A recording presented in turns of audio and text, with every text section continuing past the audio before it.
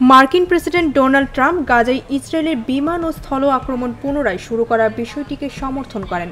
এমন কথাই বলেছেন হোয়াইট হাউসের প্রেস সেক্রেটারি ক্যারোলিন লিভিট। এছাড়া গত মঙ্গলবার থেকে ইসরায়েল কর্তৃক ফিলিস্তিনিদের গণহত্যার জন্য হামাসকে দায়ী করছেন তিনি।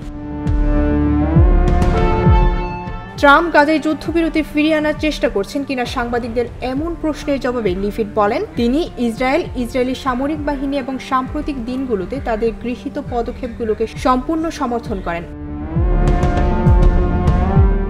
চলতি বছরের 19 জানুয়ারি থেকে গাজায় যুদ্ধবিরতি কার্যকর থাকলেও ইসরায়েল তা একতরফাভাবে লঙ্ঘন করে এবং গত মঙ্গলবার থেকে অবরুদ্ধ এই ভূখণ্ডটিতে প্রায় 700 ফিলিস্তিনিকে হত্যা করেছে, যার মধ্যে 200 শিশুও রয়েছে এবং আহত হয়েছেন আরও 1042 জন।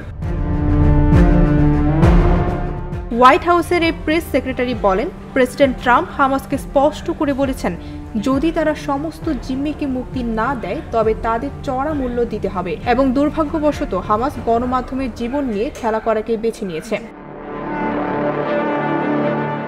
লিভিট আরও বলেন, এই পরিস্থিতিতে সম্পূর্ণরূপে দোষ হামাসের। প্রেসিডেন্ট ট্রাম্প চান ফিলিস্তিনি যোদ্ধাদের হাতে বন্দী সকল জিম্মিকে মুক্তি দেওয়া হোক। বর্বর এই আগ্রাসনের জেরে ইসরায়েলের বিরুদ্ধে বিশ্বজুড়ে বাড়ছে ক্ষোভ।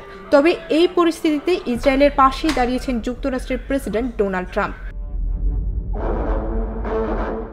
হোয়াইট হাউস জানিয়েছে, গাজায় ইসরায়েলি হামলায় পূর্ণ সমর্থন আছে ট্রাম্পের।